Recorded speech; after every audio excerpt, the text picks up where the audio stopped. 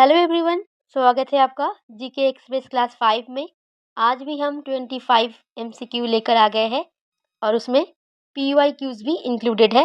तो आपके आने वाले रेलवे एग्जाम्स के लिए ये बहुत ही इम्पॉर्टेंट है। अगर आप किसी और एग्ज़ाम की तैयारी कर रहे हैं तब भी आप ज़रूर ये वीडियो देखिए, क्योंकि जीके का जो सिलेबस है मोर और लेस सभी एग्ज़ाम के लिए सेम है। तो चलिए शुरू करते हैं। और मेरा एक रिक्वेस्ट है, शुरू करने से पहले प्लीज़ वीडियो को लाइक कर दीजिए और अपने दोस्तों के साथ शेयर कर दीजिए। Creation, dedication, motivation. Mind Maps by Isha. तो आपका पहला सवाल है, which of the following has maximum speed?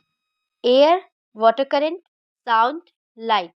तो इनमें से मैक्सिमम स्पीड किसका है? इसका सही जवाब है लाइट।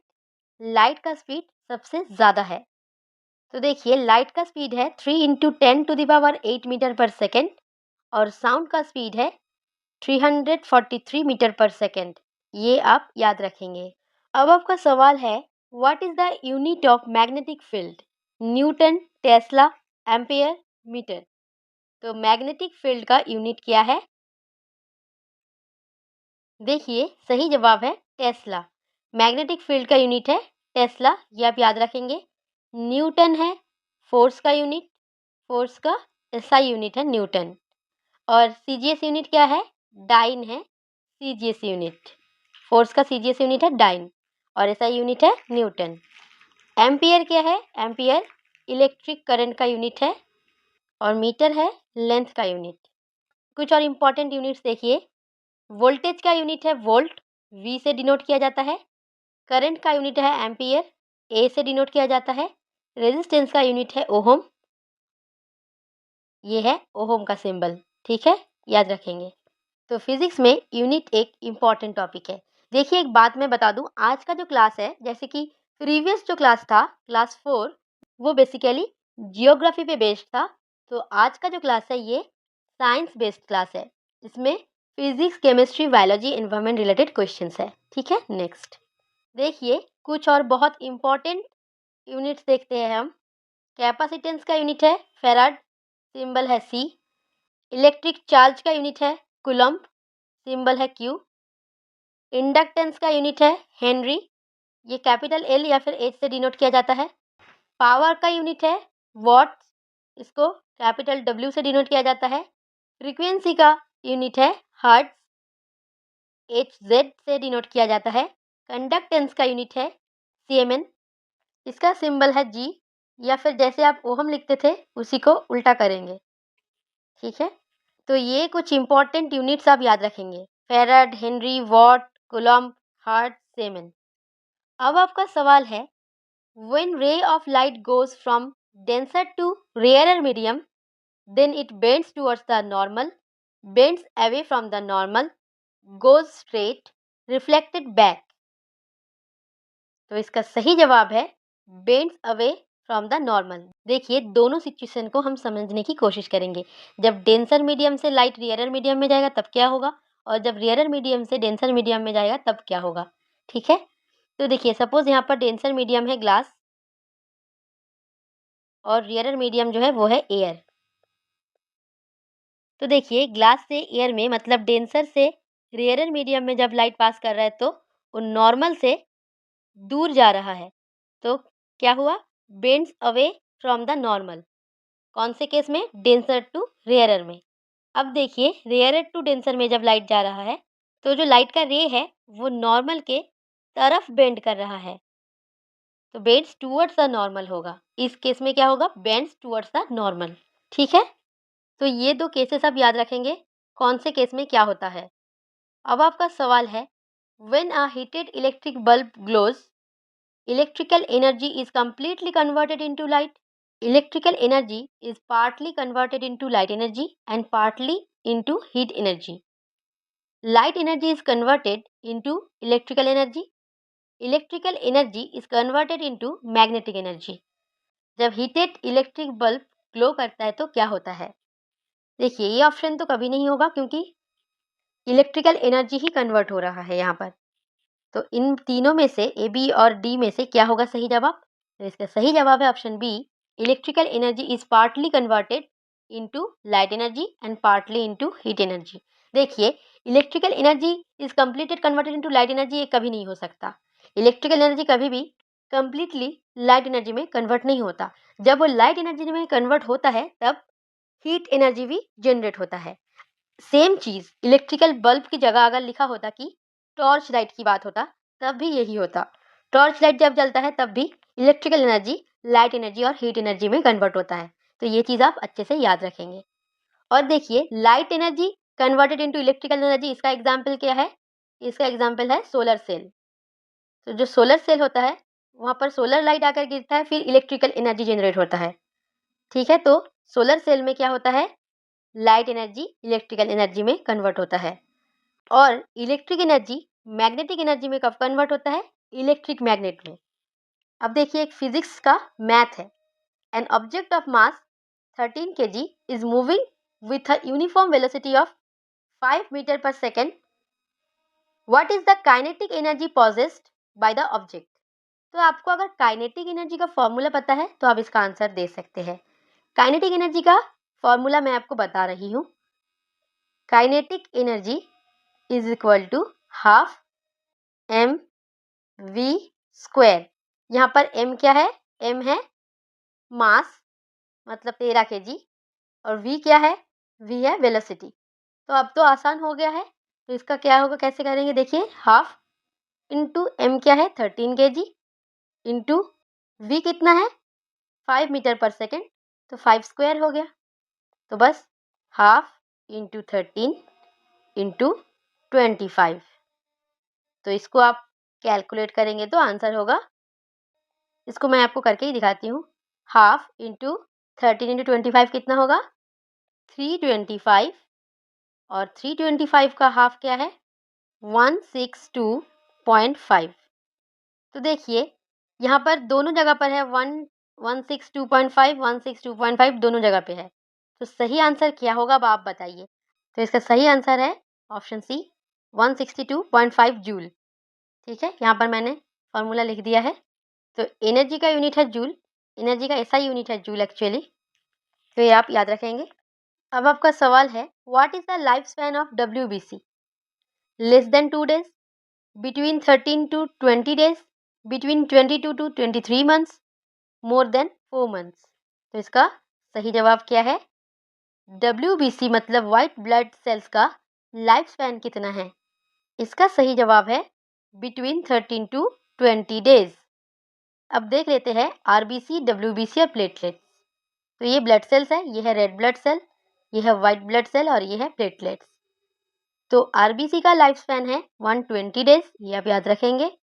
WBC का लाइफ स्पैन है 13 टू 20 डेज, प्लेटलेट्स का लाइफ स्पैन है 3 टू 7 डेज। अब देखिए कहाँ से प्रोड्यूस होता है।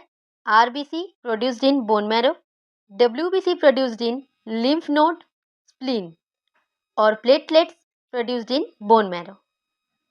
अब देखिए RBC का कलर हीमोग्लोबिन के प्रेजेंस की वजह से रेड होता है, WBC का कलर हीमोग्लोबिन के एब्सेंस की वजह से कलरलेस है।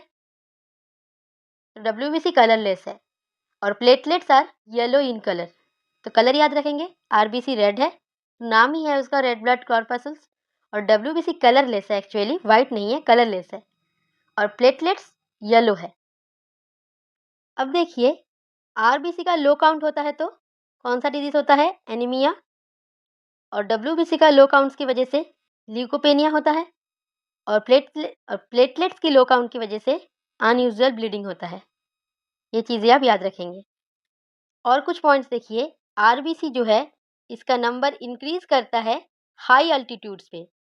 अब देखिए WBC का काउंट अगर ज़्यादा हो जाए तो बॉडी में इन्फेक्शन हो सकता है, और प्लेटलेट्स का अगर काउंट ज़्यादा हो जाए तो ब्लड क्लॉट्स बढ़ सकता है। तो ये सब चीज़ें आप याद रखेंगे। अब आपका सवाल है in which of the following the garden cultivation is studied? Botany, horticulture, geology, sericulture. तो इनमें से सही जवाब क्या है बताइए। तो सही जवाब है हॉर्टिकल्चर। देखिए कुछ important cultivations. Horticulture, cultivation of fruits, vegetables, flowers, nuts, ornamental plants. Floriculture, cultivation of flowers. Arboriculture, cultivation of trees and shrubs. Apiculture, cultivation of bees. Apiculture, beekeeping, aquaculture, cultivation of rearing of aquatic plants and animals; aviculture, rearing of birds; pisciculture, rearing of fish; pomiculture, growing of fruits; sericulture, breeding of silkworms; viticulture, cultivation of grapevines। तो ये कुछ important cultures है, आप याद रखेंगे, जो agriculture से related है। अब आपका सवाल है, renewable source of energy is coal, petroleum, plants, uranium. इनमें से कौन सा सोर्स जो है रिन्यूएबल सोर्स है? ये बहुत ही इजी सवाल है, तो इसका सही जवाब है प्लांट्स। देखिए, रिन्यूएबल एनर्जी और नॉन रिन्यूएबल एनर्जी का एग्जांपल्स। रिन्यूएबल एनर्जी में है solar energy, hydro power, geothermal energy, biomass, wind energy. और नॉन रिन्यूएबल एनर्जी में है ऑयल मतलब पेट्रोलियम, कोल, न्यूक्लियर एनर्जी, नेचुरल गैस। ठीक है, ये चीजें आप याद रखेंगे। अब आपका सवाल है, who invented hydrogen bomb?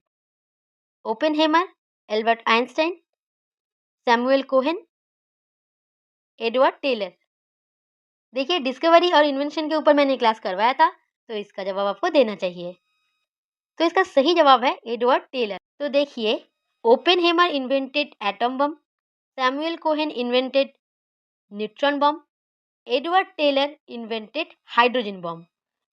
Atom bomb, neutron bomb और हाइड्रोजन बम, कौन सा बम किसने इन्वेंट किया है याद रखेंगे। ओपेनहेमर तो एक मूवी था, तो याद रखना बहुत आसान है। अब आपका सवाल है, which of the following is the most abundant element in the earth crust? Atmosphere में मोस्ट एबंडेंट क्या है? नाइट्रोजन। लेकिन यहाँ पर पूछा गया है अर्थ क्रस्ट में मोस्ट एबंडेंट एलिमेंट क्या है? Oxygen, silica, iron, aluminium. तो सही जवाब क्या है? सही जवाब है ऑक्सीजन। सिलिका जो है ये सेकेंड एबंडेंट है, मतलब सिलिकॉन है सेकेंड एबंडेंट एलिमेंट और एल्यूमिनियम है थर्ड एबंडेंट एलिमेंट। तो ये भी आप याद रखेंगे। और देखिए, एटमॉस्फेयर में मोस्ट एबंडेंट एलिमेंट है नाइट्रोजन और सेकेंड नंबर पर है ऑक्सीजन। नाइट्रोजन कितना परसेंट है? 78%। और ऑक्सीजन है अप्रोक्सीमेटली 21%। अब आपका सवाल है, photosynthesis in plants convert light energy to which energy? Chemical, thermal, kinetic, physical. तो फोटोसिंथेसिस में लाइट एनर्जी कौन से एनर्जी में कन्वर्ट होता है?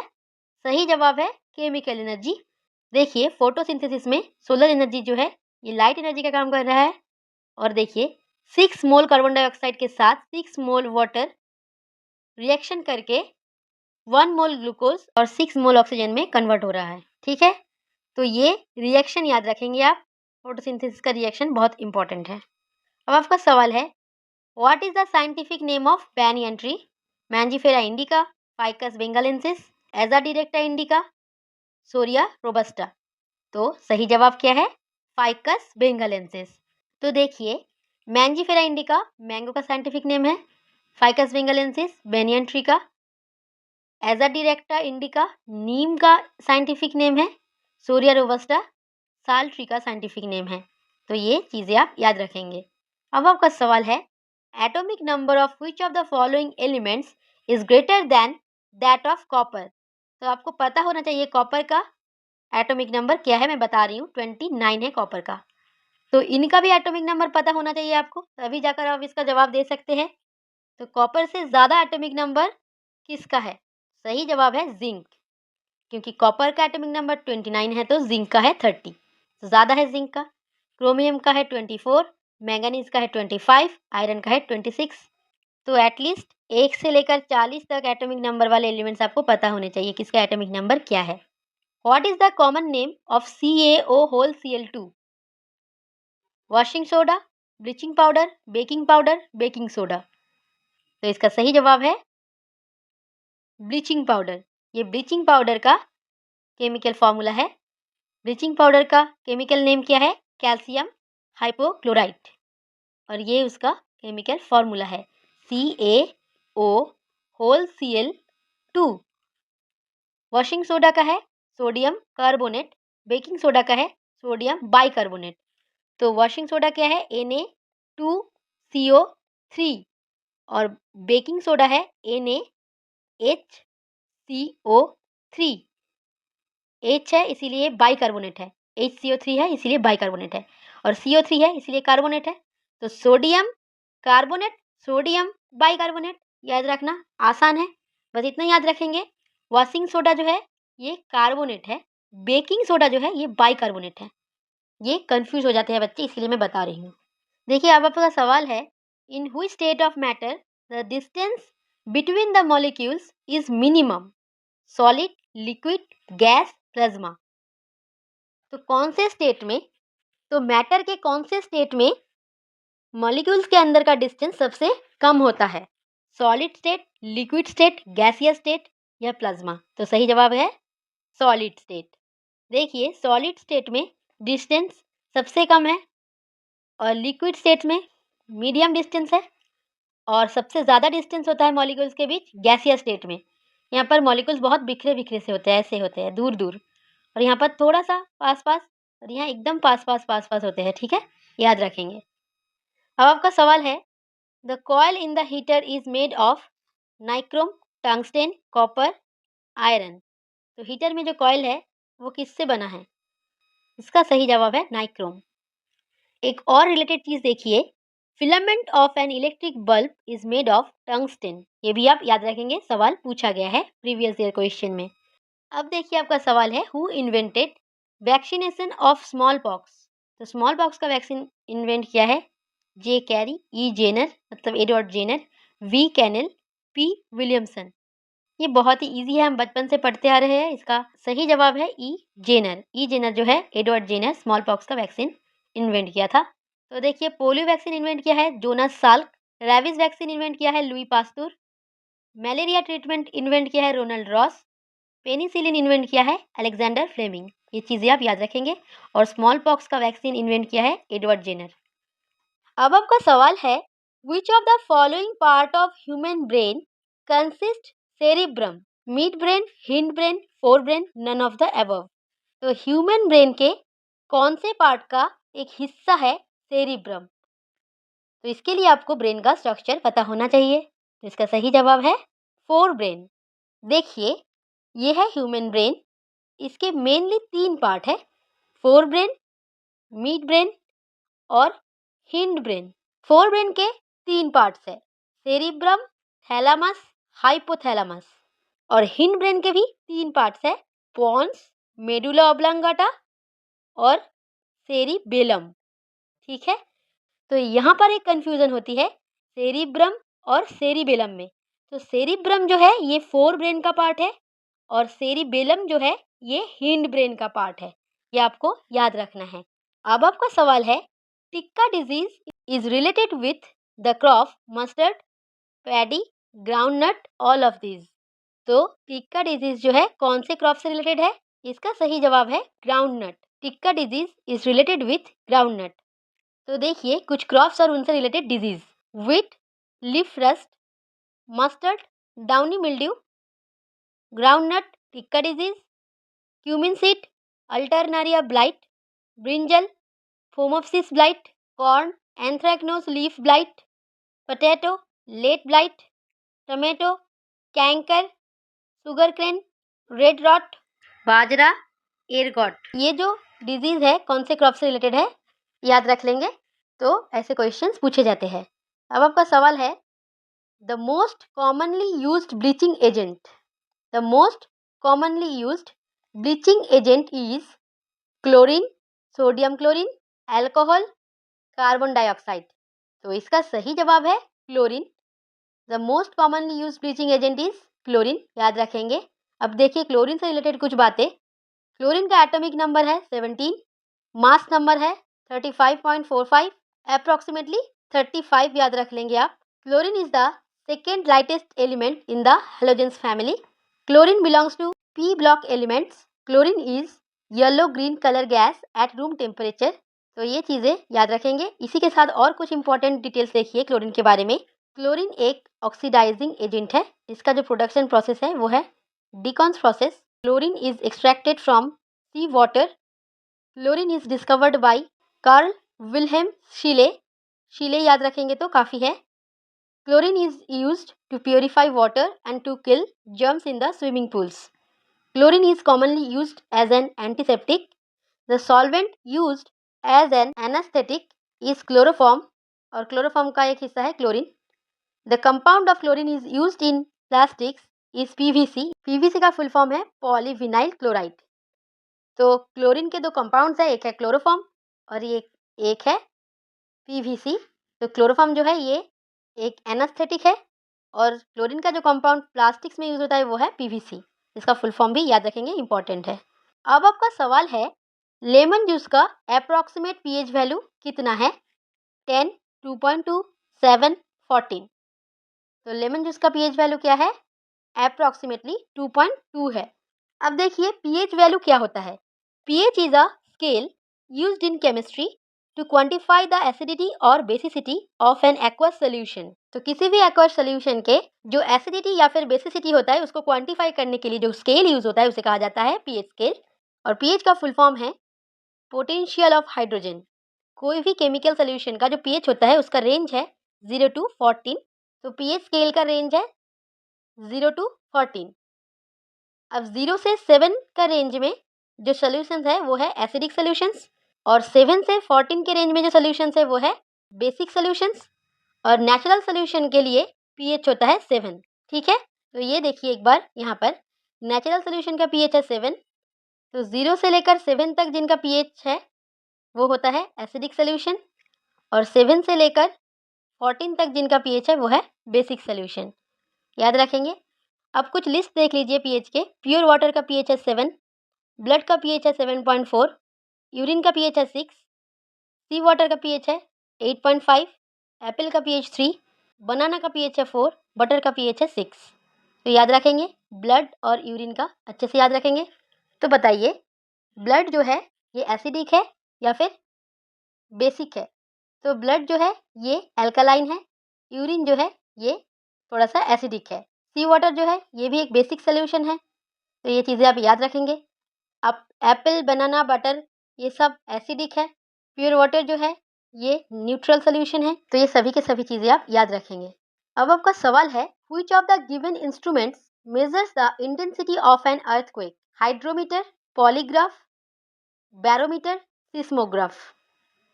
ये बहुत ही कॉमन क्वेश्चन है, बहुत सारे एग्जाम्स में ये क्वेश्चन पूछा गया है. तो इसका सही जवाब क्या है बताइए? तो इसका सही जवाब है सिस्मोग्राफ. देखिए हाइड्रोमीटर जो है ये मेजर करता है density of liquid, polygraph is a lie detector test, barometer measures pressure. ठीक है. अब आपका सवाल है scissors belong to what class of levers? तो लीवर के मेनली 3 क्लासेस है, क्लास 1, क्लास 2, क्लास 3. सीजर्स जो है ये कौन से क्लास से बिलोंग करता है? तो इसका सही जवाब है क्लास 1.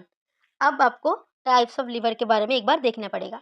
देखिए टाइप्स ऑफ लीवर्स जो है 3 टाइप के लीवर्स होते हैं और ये कैटेगराइजेशन किया गया है 3 चीज़ों के बेसिस पर, लोड, एफर्ट और फल्क्रम. इन तीनों के पोजीशन के बेसिस पर लीवर जो है 3 टाइप के हैं. तो फर्स्ट क्लास लीवर में फल्क्रम जो है ये बीच में होता है लोड और इफेक्ट के. सेकेंड क्लास लीवर में फल्क्रम जो है लोड जो है ये बीच में होता है फल्क्रम और एफर्ट के. और थर्ड क्लास लीवर में एफर्ट बीच में होता है लोड और फल्क्रम के. तो ये चीज़ आपको याद रखना पड़ेगा. तो यहाँ पर देखिए फर्स्ट क्लास लीवर में फल्क्रम बीच में है, सीजर्स के एग्जाम्पल लीजिए, बीच में है फल्क्रम और यहाँ पर लोड दिया जाता है और यहाँ पर एफर्ट. देखिए सेकेंड टाइप लीवर में फल्क्रम आगे है, यहाँ पर एफर्ट है पीछे और बीच में है लोड. यहाँ पर देखिए एग्जाम्पल, पीछे है फल्क्रम, बीच में एफर्ट है और आगे है लोड. तो आपको बस ये पोजीशंस याद रखना है, तब आप किसी भी क्वेश्चन का आंसर दे सकते हैं. सीजर्स की जगह अगर कुछ और लिखा होता, ट्वीजर लिखा होता, तो आंसर क्या होता? अगर ट्वीजर लिखा होता तो आंसर होता थर्ड क्लास लीवर. ठीक है, चलिए नेक्स्ट. अब आपका सवाल है which of the following is not a member of the vitamin B complex? तो इनमें से कौन सा विटामिन विटामिन बी कॉम्प्लेक्स का मेंबर नहीं है? इसके लिए आपको सभी विटामिन के नेम्स पता होने चाहिए. तो इसका सही जवाब है एस्कॉर्बिक एसिड, क्योंकि एस्कॉर्बिक एसिड जो है ये है विटामिन सी. तो विटामिन सी का केमिकल नेम है ascorbic acid. Vitamin A retinol, B1 thiamine, B2 riboflavin, B3 niacin, B6 pyridoxine, B9 folic acid, B12 cobalamin, vitamin D2 ergocalciferol, vitamin D3 cholecalciferol. अब बस याद रखेंगे विटामिन D कैल्सिफेरल, कैल्सिफेरल याद रखेंगे। Vitamin E tocopherol, ठीक है। Vitamin D है calciferol, vitamin E है टोकोफेरल, विटामिन A है रेटिनल, विटामिन C है ascorbic acid. Vitamin B complex इसके अंदर है vitamin B1, B2, B3, B6, B9, B12। इनके भी जो केमिकल नेम है ये आप याद रखेंगे। तो फॉलिक एसिड किसका केमिकल नेम है? B9 का है। थायामिन B1 और राइबोफ्लेविन B2। अब आपका सवाल देखिए, ये आज के लिए आखिरी सवाल है। The technique of printing the 3 dimension image of any object is called hematography, holography, hexography, flex printing. तो देखिए हेमाटोग्राफी नहीं होगा क्योंकि हेमाटो जो वर्ड है ये ब्लड से रिलेटेड है, तो ये ऑप्शन कैंसिल आउट हो जाता है। प्रिंटिंग देखकर फ्लेक्स प्रिंटिंग लग रहा होगा लेकिन ये भी नहीं है। तो होलोग्राफी और हेक्सोग्राफी में क्या है सही जवाब बताइए? तो सही जवाब है होलोग्राफी। तो ये है एक होलोग्राम। होलोग्राफी टेक्निक से बनता है hologram. The technique of printing 3 dimension image of any object. देख रहे हैं ये एक होलोग्राम है, होलोग्राफी टेक्निक से बना है। तो बस यही तक थी ये क्लास। आशा करती हूँ आपको ये क्लास पसंद आई है। अगर आपको ये क्लास पसंद आई है तो लाइक करिए, कमेंट करिए और अपने दोस्तों के साथ ज़रूर शेयर करिए। पीडीएफ के लिए आप टेलीग्राम चैनल को ज्वाइन कर लीजिए। अगर आपने हमारे चैनल को सब्सक्राइब नहीं किया है तो ज़रूर कर लीजिए क्योंकि रोज़ 8 PM मैं वीडियो अपलोड करती हूँ जो आपके आने वाले एग्जाम्स के लिए इंपॉर्टेंट होते हैं। मिलते हैं अगले वीडियो में, तब तक के लिए जय हिंद।